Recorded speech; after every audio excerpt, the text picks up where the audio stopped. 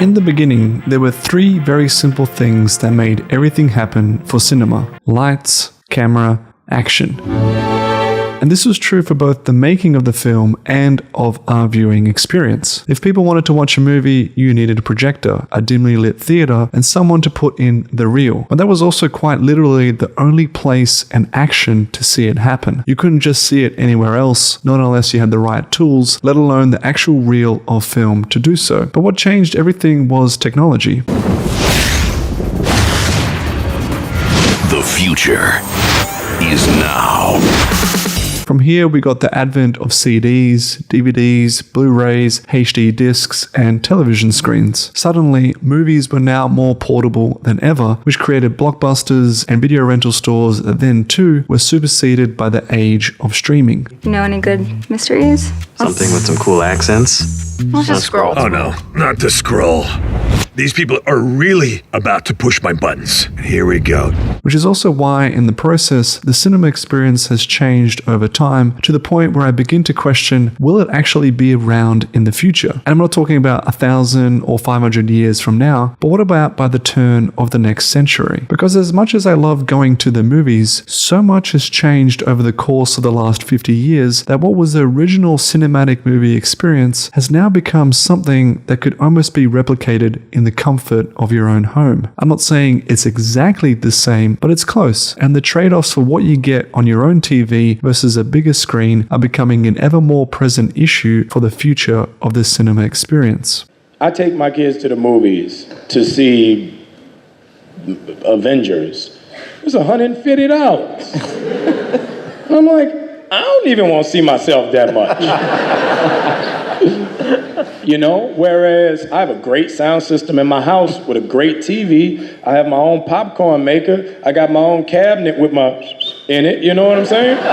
So I can sit here for $8 and watch this movie just like I'm in a movie theater, pause it, freshen my and come right back to it. So why go to the movies? Let's take a step back for a second and first look at what is it exactly about the cinema experience that makes it so unique and so appealing to still go to? What do directors or lovers of films say is the selling point when it comes to going to a cinema? For most, it's about the experience of being part of a collective. When a movie comes out that you're interested in enough to see, and it makes you leave your house and buy a ticket, and you could do anything in the world you want that night, but you decide to go to see a film, one film in particular, and you go to see it, and maybe you're on your own, maybe it's in the afternoon, or maybe it's with your date or your wife or whoever, and you go and see it, and you buy a ticket, and you sit down, and you have an experience, with a bunch of strangers.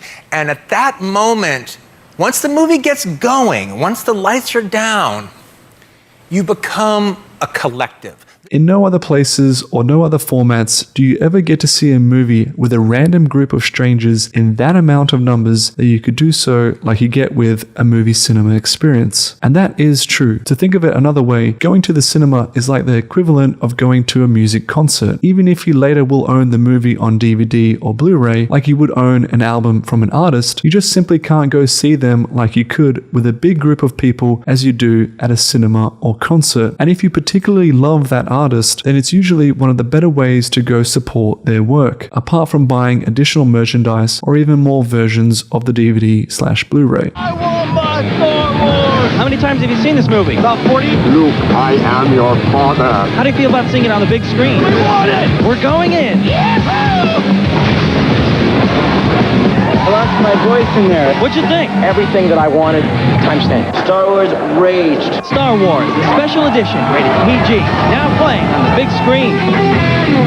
And that alone shouldn't be underestimated. But why? What makes going to a cinema with a random group of people so particularly special and worthwhile to do so? In my eyes, it might not necessarily be so, and it depends on a couple of factors. Number one, what kind of movie is it exactly that you're going to see? And number two, how badly do you really want to see it? From my own experience, the best kind of movies to go to see at the cinema are hands down ones that will encourage or create a lot of audience reaction/feedback. Usually this happens the most with comedies, and I for one love going to see a movie that I know is probably going to be completely outrageous and will make a lot of people laugh. This next example might seem kind of trivial, but I remember so clearly going to the cinema to see the first In-Betweeners movie, which was packed out and almost everybody laughing their asses off to what was happening on screen. There were people crying out, saying funny comments here or there, and the whole experience was genuinely such a fun time. Similarly, I remember having the same type of fun going to watch the Simpsons movie or later on Jackass number 3. I found that the more outlandish or raunchy the type of comedy was, the more so it attracted people who would happily comment aloud, and the more it genuinely gained a bigger reaction from people who were watching it. This is the best part about a comedy, because when you have something that makes people laugh, usually one person's laughter will cause another one and another, and so forth.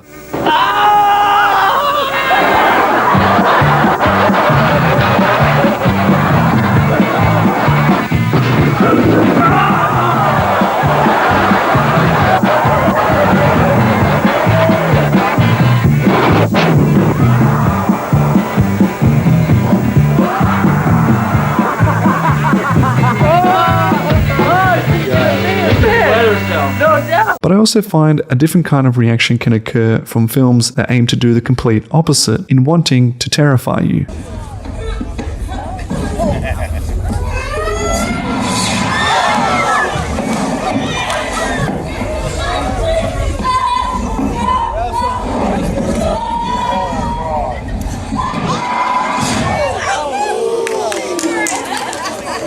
The horror genre has seen some huge films bring in audiences like Paranormal Activity or The Conjuring, but here the whole room of people have bought into an experience that makes them want to scream out loud. And this is actually also what makes going to see horror films such a genuinely fun time, despite how horribly scared you might feel during it. You're put into this room filled with terrified individuals, and that fear breeds throughout the whole cinema to the point where when one person reacts with a scream, chances are you are going to feel the same thing.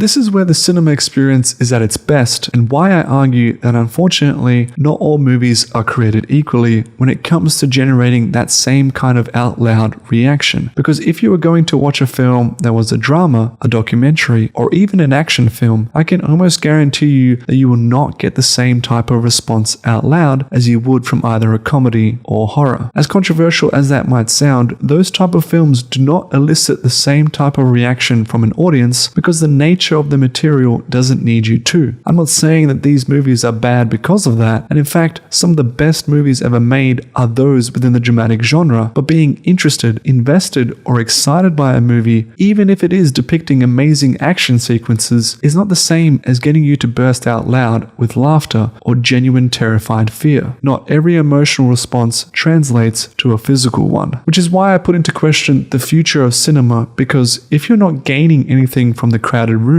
what is the point of going to the cinema unless you really enjoy seeing things being put on a bigger screen, or because you can't wait for it to come out on streaming? Were it not for these factors, the act of going to the cinema to me seems to be being replaced by the comfort of watching that same content on a smaller screen from the confines of our own home, which has so many more potential amenities than any cinema could possibly have. The ease of watching movies from our couch, not just from a cheaper monetary standpoint, but also a physical one, has created the biggest threat to the cinema experience since the dawn of the first projector. So what happened was the DVD was a huge part of our business, of our revenue stream, and technology has just made that obsolete.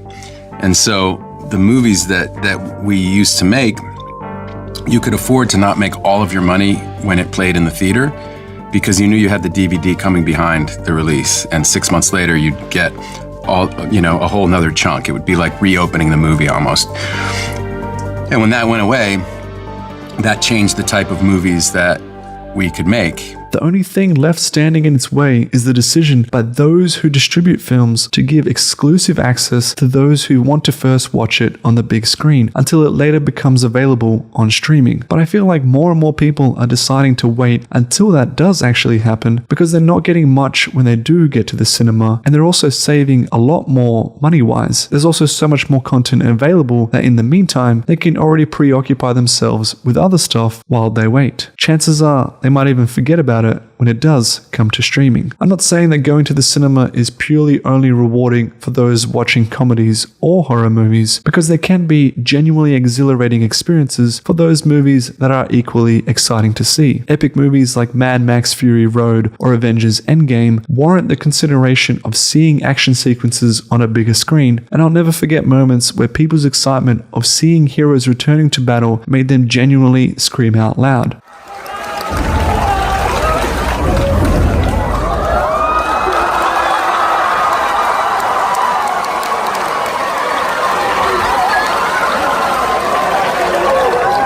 There is that magic to be felt in the air, and I won't deny that. But does this mean every movie needs to be seen on such a big screen? Does every movie give you that same epic cinematic experience? Moreover, what is it about watching that same movie at home that creates this sense of judgment that someone is not actually a film lover just because they don't go to the cinema to see it? What is it about watching it at home that makes you a lesser of a person than someone who goes to see it at the cinema? And what is it about seeing a movie from the comfort of your own home that makes it so different from being able to watch it if you had your own private small cinema? Aren't the two essentially the same thing? The point of watching any movie should be the enjoyment of watching it in the first place, and the appreciation of taking the limited time available in your life to actually sit down and watch it. The whole experience of being guided and taken into a movie doesn't just change because you're no longer in a giant room filled with a random group of people. You can still be genuinely invested and taken on a personal journey wherever you go and on whatever medium you choose to watch it on. Are they a different way to see the same thing? Sure, but that doesn't necessarily mean you'll get a different sense of enjoyment and appreciation, or that the person watching it isn't any less invested or is someone who doesn't care about your art. I guess cost of living is just starting to bite, right? Because Furiosa is a great movie. I saw it at the cinema, and you have to see it for that full experience. It's loud, it's noisy, it's just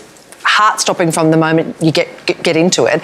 But I was doing the numbers on, like, when I take my kids to the movies, it's $25 for an adult ticket, $20 for a child. So already you're looking at, what's that, $70 there, right there, $75. Then you add your popcorn, your drink, your couple of choc tops. You're looking at kind of $120, $130. And that's an expensive couple of hours out. Absolutely. If it's on a streaming service for like $12 a month, it's sort of... Three toilet, not jokes, trips during Furiosa because it was so full on. But still, loved it. It's a shame. Go and see a movie, people. Star Wars Rage.